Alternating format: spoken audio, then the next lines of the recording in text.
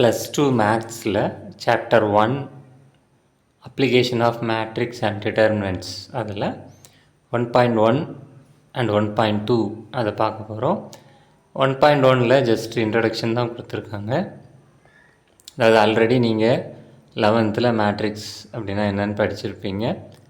So இங்கே இந்த சாப்டரில் மேட்ரிக்ஸை யூஸ் பண்ணி லீனியர் ஈக்குவேஷனோட சொல்யூஷன்ஸ் எப்படி கண்டுபிடிக்கலாம், அதுக்கு 4 மெத்தட் கொடுத்துருக்காங்க. Matrix inversion method, grammar rule, Gaussian elimination method and rank method. இப்போ இந்த 4 மெத்தட் படிக்கிறதுக்கு முன்னாடி இன்வர்ஸ் ஆஃப் மேட்ரிக்ஸ் என்ன அப்படின்னா என்னென்னு தெரியணும், ரேங்க் ஆஃப் த மேட்ரிக்ஸ்னால் என்னென்னு தெரியணும், அப்புறம் ரோ காலம் டிரான்ஸ்ஃபர்மேஷன் அதுவும் தெரிஞ்சிருக்கணும், consistency of system of linear equation இந்த 4 பற்றி தெரிஞ்சிருக்கணும் அப்படின்னு சொல்லியிருக்காங்க. ஸோ இந்த மாதிரி ஒரு இன்ட்ரடக்ஷன் மட்டும்தான் கொடுத்துருக்கு சாப்டர் 1.1ல். நெக்ஸ்ட் 1.2 வந்தோம் அப்படின்னா inverse of non singular matrix. Okay, இப்போது சிங்குலர் மேட்ரிக்ஸ் அப்படின்னா என்னென்னு தெரியும். ஒரு மேட்ரிக்ஸோட டிடர்மினன்ட் இஸ் 0 அப்படின்னா அது வந்து சிங்குலர் மேட்ரிக்ஸ் அப்படின்னு சொல்கிறோம்.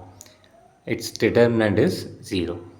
பொதுவாகவே நமக்கு தெரியும் 0வுக்கு இன்வர்ஸ் கிடையாது. ஸோ அப்போது இங்கே நல்லா சொல்லியிருக்காங்க, டிடர்மினன்ட்ஸ் இஸ் 0 அப்படின்னா அது சிங்குலர் மேட்ரிக்ஸ். அப்போது கண்டிப்பாக சிங்குலர் மேட்ரிக்ஸுக்கு ட்ரான்ஸ்ஃபர் கிடையாது. ஸோ பிகாஸ் 0வுக்கு ட்ரான்ஸ்ஃபர் கிடையாது, இன்வர்ஸ் கிடையாது. ஸோ அதனால் சிங்குலர் மேட்ரிக்ஸுக்கும் இன்வர்ஸ் கிடையாது. ஸோ ஹெட்டிங்கே என்ன கொடுத்துருக்காங்க பாருங்கள், inverse of non singular matrix அப்படின்னு சொல்லியிருக்காங்க. பிகாஸ் சிங்குலர் மேட்ரிக்ஸுக்கு இன்வர்ஸ் கிடையாது. பிகாஸ் சிங்குலர் மேட்ரிக்ஸ் அப்படின்னா அதோட டிடர்மினன்ட் இஸ் 0. அவ்வளோதான், அந்த பாயிண்ட் மட்டும் நீங்கள் இங்கே தெரிஞ்சுக்கணும். நெக்ஸ்ட் என்ன அப்படின்னா, ஒரு மேட்ரிக்ஸ் வந்து ஏ அப்படின்னு வச்சுக்குவோம், தென் இன்னொரு மேட்ரிக்ஸ் பி அப்படின்னு வச்சுக்குவோம். இப்போ ஏயும் பியும் இன்வர்ஸாக இருந்துச்சு அப்படின்னா, தட் இஸ் ஏயோட இன்வர்ஸ் வந்து பியாக இருந்தது அப்படின்னா, இப்போ கண்டிப்பாக AB equal to BA equal to என்னவாக இருக்கும் அப்படின்னா ஐ.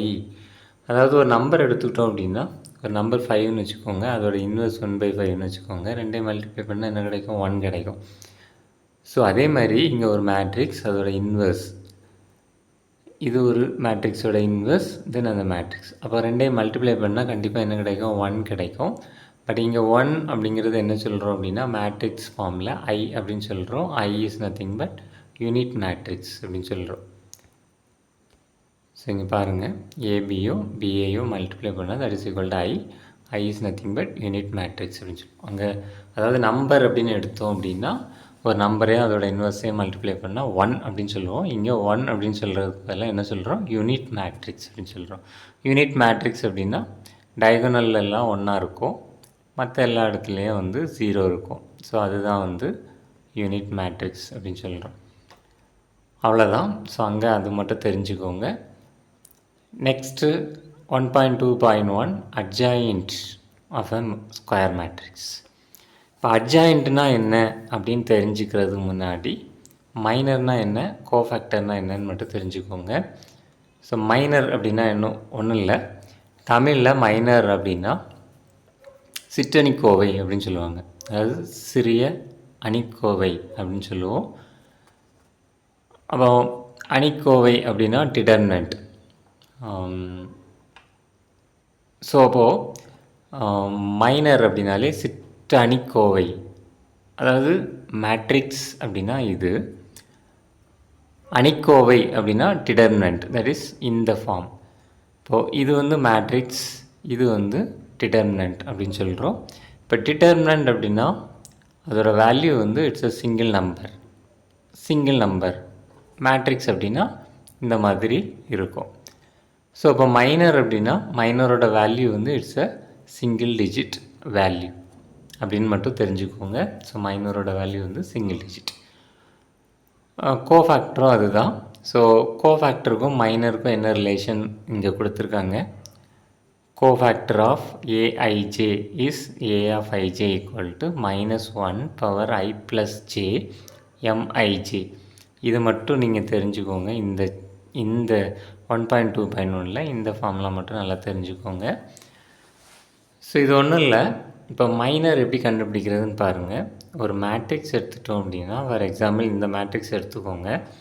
இந்த மேட்ரிக்ஸில் மைனர் எப்படி கண்டுபிடிக்கிறோம் அப்படின்னா, இப்போது ஃபார் எக்ஸாம்பிள் 2, 3யோட மைனர் வேணும் அப்படின்னா, மைனர் அப்படின்னா ஆல்ரெடி சொல்லிட்டேன், சிறிய அணிக்கோவை அப்படின்னு சொல்கிறோம். இந்த அணியிலிருந்து ஒரு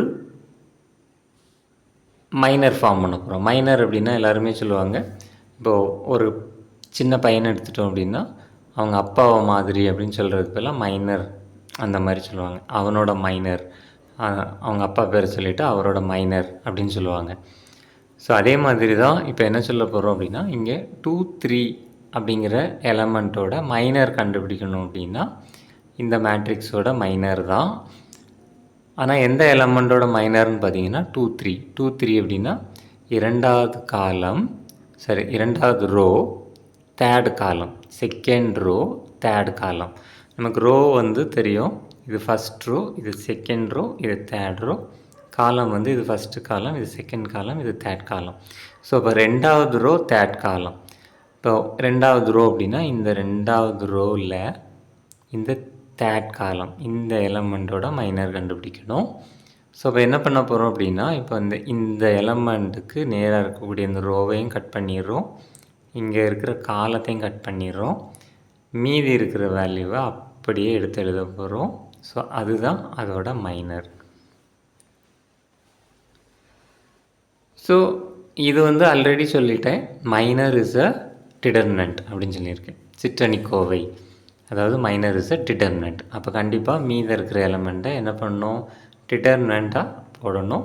ஸோ இப்போ இதுக்கு determinant கண்டுபிடிச்சோன்னா 2 × 2 4 minus 1 × 2 is 2, that is equal to 4 minus 2 is 2. So single வேல்யூவாக தான் நமக்கு கிடைக்கும் டிடர்மினன்ட். ஸோ இப்போது இந்த மேட்ரிக்ஸில் second element third column, second row third column, அந்த எலமெண்ட்டோட மைனர் என்ன அப்படின்னா 2 அப்படின்னு சொல்ல போகிறோம். அவ்வளோதான். நெக்ஸ்ட்டு கோஃபேக்டர் அப்படின்னா என்ன அப்படின்னா, இப்போ மைனர் அப்படின்னா என்ன, அப்படியே, அதாவது மைனர் அப்படிங்கிறது ஒரு அப்பா கிட்ட இருந்து அப்படியே வரக்கூடியது, அதில் எந்த சேஞ்சும் கிடையாது. அதாவது பேரண்ட் மேட்ரிக்ஸ்லேருந்து வரக்கூடிய மைனர் மேட்ரிக்ஸ், அதில் எந்த சேஞ்சுமே கிடையாது. பட் கோஃபேக்டர் அப்படின்னா என்ன அப்படின்னா, ஒரு சிம்பல் மட்டும், சைன் மட்டும் சேஞ்ச் ஆகும். இந்த சைன் மட்டும்தான் ஒரு சேஞ்ச். மைனரில் இருந்து ஒரு சைன் மட்டும் இந்த இடத்துல சேஞ்ச் ஆக போகுது. அது எப்படி அப்படின்னு பார்த்தீங்கன்னா, இந்த 2ஐயும் இந்த 3ஐயும் கூட்டுறோம். தட் இஸ் இந்த ரோவையும் இந்த காலமையும் கூட்டணும். இந்த 2ஐயும் கூட்டும்போது அதில் ஈவன் நம்பர் வந்துச்சு அப்படின்னா மைனரோட வேல்யூ என்னவோ அதுதான் கோஃபேக்டரோட வேல்யூ, ரெண்டும் சேமாக இருக்கும். இந்த 2ஐயும் கூட்டும்போது ஆட் நம்பர் வந்துச்சு அப்படின்னா மைனரோட வேல்யூ என்னவோ அதோட சிம்பிளை மாற்றி போடணும், அதுதான் கோஃபேக்டரோட வேல்யூ. ஃபார் எக்ஸாம்பிள் இங்கே ரெண்டாவது ரோ மூணாவது காலமோட மைனர் வந்து 2. இந்த 2ஐயும் கூட்டும்போது நமக்கு என்ன கிடைக்கிது, 2 + 3 வந்து 5. 5ங்கிறது என்ன நம்பர், ஆட் நம்பர்.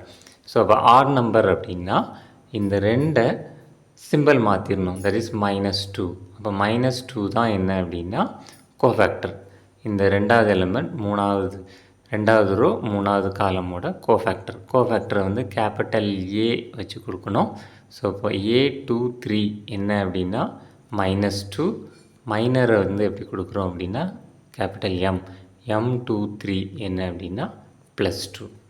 இப்போ இதே மாதிரி பாருங்கள், ஒரு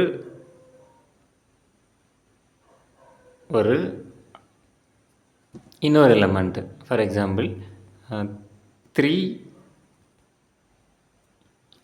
1க்கு பார்ப்போம். முதல்ல மைனர் பார்ப்போம். ஸோ இப்போ 3, 1 அப்படின்னா தேர்ட் ரோ ஃபஸ்ட்டு காலம். இப்போ தேர்ட் ரோ இதை அப்படி கட் பண்ணிடுங்க, ஃபஸ்ட்டு காலம் அப்படின்னா இதை அப்படி கட் பண்ணிடுங்க. இப்போ மீதி இருக்கிற மேட்ரிக்ஸ் வந்து 1, 1, 1, 1. இப்போது இதோட டிட்டர்மினன்ட் பார்த்தீங்க அப்படின்னா 1 × 1 is 1 minus 1 × 1 is 1, that is equal to 0 வந்திருக்கு. ஸோ இப்போ மைனர் ஆஃப் 3, 1 equal to 0. இப்போ இது ரெண்டையும் ஆட் பண்ணுங்கள், ரோ காலம் ரெண்டையும் ஆட் பண்ணோன்னா 3 + 1 = 4. இப்போ 4ங்கிறது என்னது? Even number.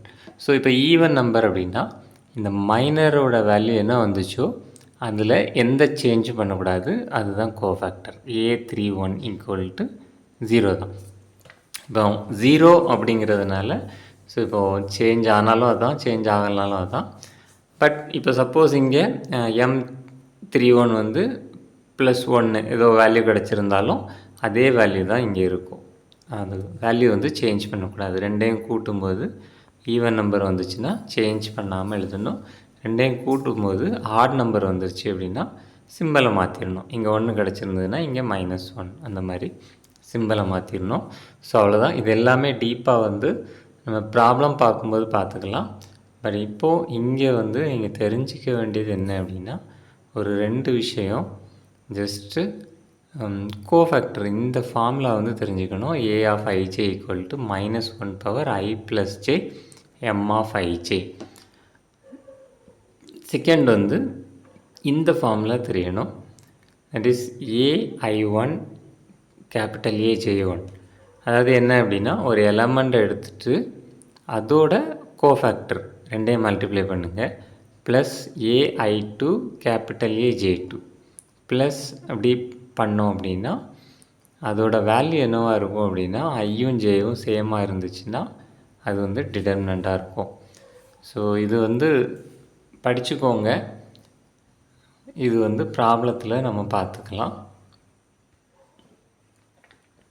இந்த 2 ஃபார்முலா மட்டும்தான் இதில் தெரிஞ்சிக்க வேண்டியது.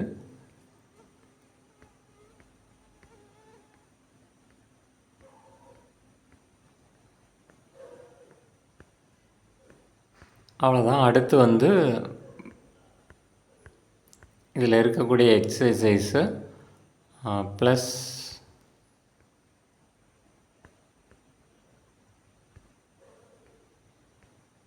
எக்ஸாம்பிள்ஸ் எல்லாம் நெக்ஸ்ட் வீடியோவில் பார்க்கலாம்.